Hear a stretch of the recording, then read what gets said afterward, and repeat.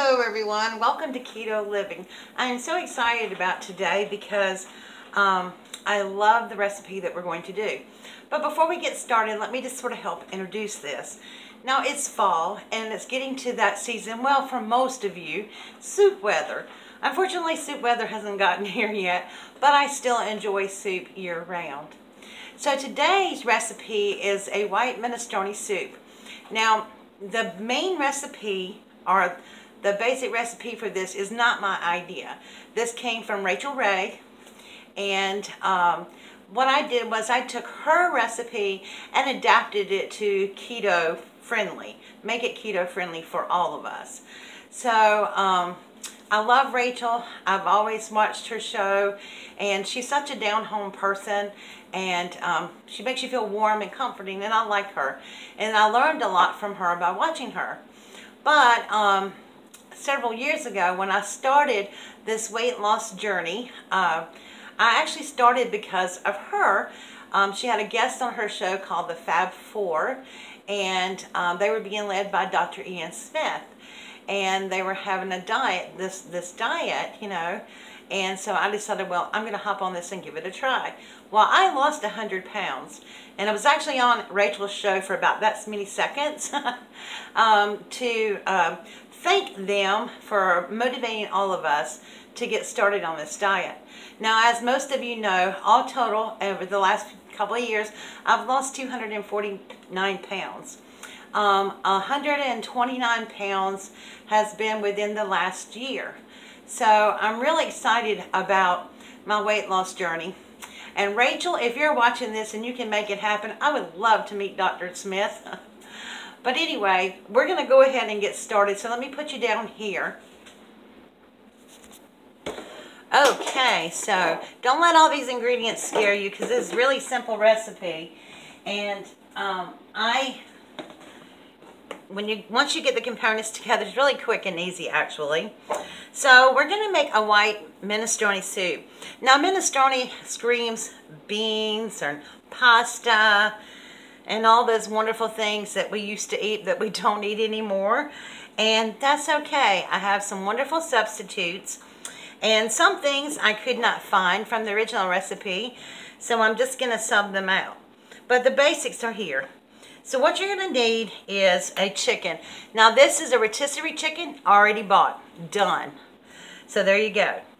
And you're going to need a rotisserie chicken shredded up. And now the original recipe calls for leeks. I couldn't find any nice leeks, so I just used a half of a yellow onion. Remember, onions have a lot of carbs in them, but they are so good. And then I used a small fennel bulb, and I'm saving the fronds to go into my soup too. Now, fennel is one of those things that people, you either like or you don't like, but I love fennel. It has a nice licoricey flavor to it. But if you think you don't like fennel, try it cooked, and I bet you'll like it. And then I'm going to use some celery, some chopped celery. I have 2½ stalks of celery. Now, to replace some of the beefiness or the bean texture, I'm using some mushrooms. I'm using some, a few mushrooms that I had left over. There's portobello in here, there's white mushrooms in here, and there's some oyster mushrooms in here. So I'm going to be using that. Of course, I'm going to be using a teaspoon of chopped garlic. And what else? Of course, your standard S&P, salt and pepper. Now, one little tip about your salt. I use peak Himalayan salt because it's really, really good for you, the minerals and stuff in there. But when you're on a keto diet, or any diet basically, this is going to help you stay hydrated. It helps you hold moisture in, not like water retention kind of moisture, but it helps you stay moisturized. And then you're going to need a little bit of sage. Now, normally I would use sage leaves and tie them all in a bundle with my fennel fronds and parsley and stuff. But like I said, I wasn't in a place that I could get all that stuff, so I am going to use dried sage as well as some dried parsley.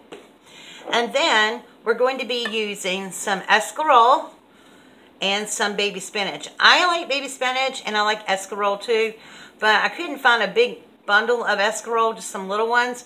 And so I took one small escarole and I just put some spinach in here as well. Now escarole is not lettuce, you guys. It's green. And of course spinach is too. And as I learned from Rachel, anytime you have greens, you want a little nutmeg. Those two are best friends. They just go together. So I am over here. Now for the pasta part. I use the skinny pasta. You guys have seen me use this before. And it's made with cognac flour. And I love it. So we are going to have pasta, so to speak, in our thing. So the fettuccine is a little bit wider noodle. And so all I'm going to do is take these. These have been rinsed really well and drained. And I'm just going to take them and cut them with my kitchen shears and into little pieces when it comes to that time. But first of all, oh yes, and you're going to need some lemon juice. First of all, let's move over to the stove and I'll show you how to get all this together. Okay, so we have our soup pot on the stove and it's getting warm. And the first thing we're going to do is add some good quality olive oil in the bottom of our pan. About 3 tablespoons, so that's about 1, 2, 3. You guys know I don't really measure that much. And then, because we're keto and we need our fat, we're going to add some grass-fed butter to that as well. And this is about 2 tablespoons. So I'm just going to throw that in there. So this soup is going to be really, really rich. Now, what we're going to do is we're going to put our vegetables in there and start letting them soften up. So I'm just going to put my fennel in here. And my celery. And my onions.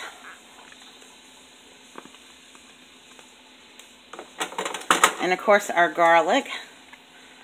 And as you can tell, this makes a big pot of soup. So normally what I do, I leave it like this, and then when I get ready to eat it, I go ahead and take it out. I portion it up in different sizes, bags and stuff. And then when I get ready to eat it, I take it out of the bag with just the main stuff in it, put it on the stove, and then heat it up, and then wilt in my greens and my pasta.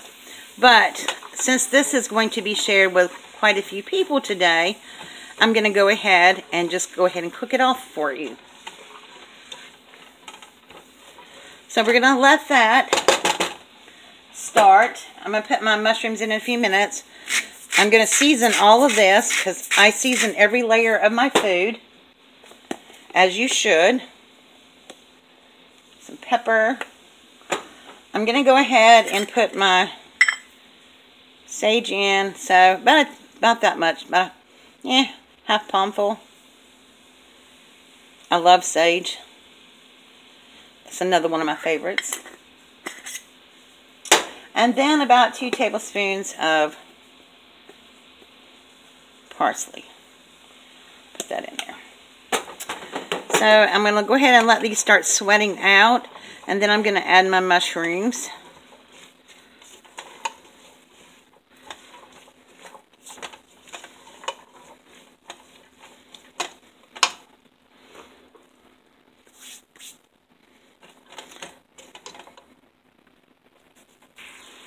Okay, these have been going for a few minutes. So I'm just going to go ahead and add my mushrooms in there.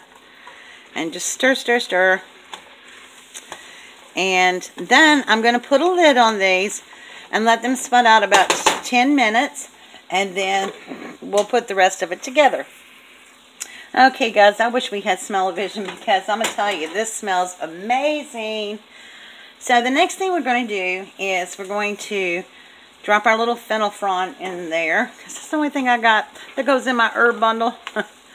And then we're going to add our broth. Now, this looks a little strange. I'm putting a strainer over here.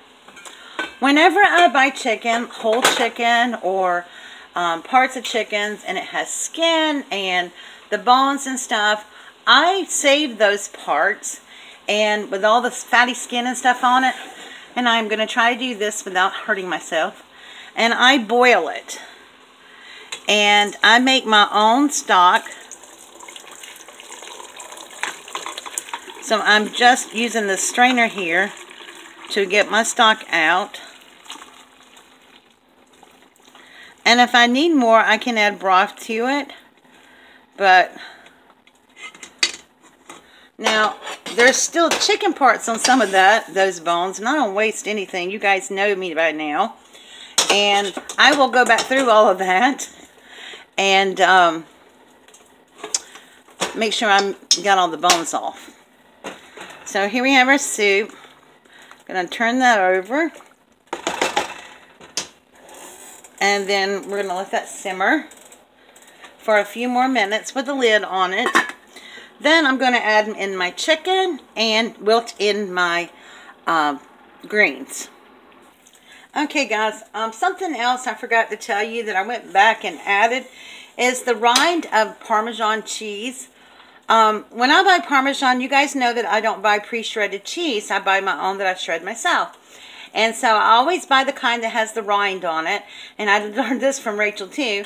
You throw it in your soup and it just makes it have the best flavor. So now I'm just going to start adding in my chicken. Whoops. Minus the bone. That would be a bad no-no. Okay, I'm adding my chicken. And then I'm going to start wilting in our greens. And y'all, I promise you, these won't, whoops, I left one just a little bit big. These won't stay this size. Now, as I told you, when you cook greens, whoops, sorry guys. When you cook greens, they need a little nutmeg. So, we're just going to give a few little swirls of nutmeg in there. Oh, that smells so good. Now, I'm not going to put my noodles in this time because they're not actual pasta noodles. They're made from cognac flour. But what's really nice about these noodles and using them in the soup, a lot of people use the beans, like white cannelli beans or, you know, any kind of kidney beans or whatever you want to put in your minestrone soup for fiber and bulk. Well, the cognac noodles are made from cognac flour, obviously, and they are pure fiber. So you're going to get your fiber just from all these wonderful veggies and the cognac noodles. So I'm just going to let this sit for a few minutes. And then when we get back together, we'll be back over and I'll show you how to serve it. Okay guys, soup is done. And now we're going to add our noodles in here, which I cut up into small pieces. So, oh my gosh. That looks so good. Thank you, Rachel Ray. Now I'm just going to squeeze some lemon juice in here because, you know, lemon screams chicken. When you have chicken, you need lemon juice. It brightens the whole thing up, as Rachel would say. And I like plenty of it. So just squeeze that in there and give this a stir. And I also removed my fennel fronds and my Parmesan cheese wedge. That is a really good tip. And to me, it just makes the soup feel like it's been cooking all day and not just, you know, 30 minutes or 20 minutes. So, what we're going to do now is we're going to get a soup bowl. And how I would serve this is, now you know we can't eat bread. And I make cheddar cheese biscuits and keto style. And I'll have that recipe linked below for you in the description box, as well as this recipe. Now, if this gets too thick on you, you can add a little bit more broth or whatever. This is perfect. Now what I'm going to do is slide this pot over here. And I'm going to top it with more cheese. This is just some shredded Parmesan cheese. Actually, I think this is Parm and Asiago mixed together that I shredded. And you never can have too much cheese. And then we're going to give it a taste test. And let me grab a spoon. I like eating with my Chinese spoons. Then you can get a whole bite of everything. So let me bring you back up here and we'll give it a taste test. Whoops, excuse me guys. All right. Make sure I get the escarole, the spinach, the chicken, the yummy stuff, the cheese, a little bite of everything. And I got to blow with this because it's hot.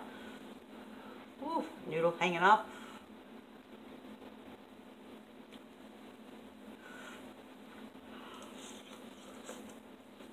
Mmm.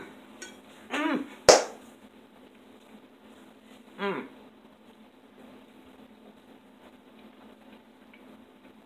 It's hot. Oh, but my gosh, is that so good? Oh, yummy. And I know that my family's going to love it when they come over in just a little bit here. And soup is our thing. We love soup. And like I said, you can pair this with the cheddar cheese biscuits, or you can use the keto bread, which I have a recipe for too. Everything's listed in the Keto Living playlist here on YouTube, on my channel. And so I hope you give this a try. Thank you again, Rachel, for your inspiration for white minestrone soup. And I'm doing it keto style. Alright guys, I will also link the recipe below, the original recipe that Rachel wrote. Now next week I will have an original recipe for you. I was playing around with some thin pork cutlets and some smoked cheese and some bacon, and we're going to have pork cutlets stuffed with smoked cheese and wrapped in bacon. Oh my stars, Becky. They're going to be so good. So I hope you'll come back next week to Keto Living. And like I said, I hope you give this recipe a try. It is phenomenal. Alright guys, thank you so much for watching. If you've not subscribed to my channel yet, please do so by hitting that little subscribe button there. And make sure you tap the bell so that you can be notified each and every time I upload a new video. Thank you so much for watching. Have a wonderful day. Bye.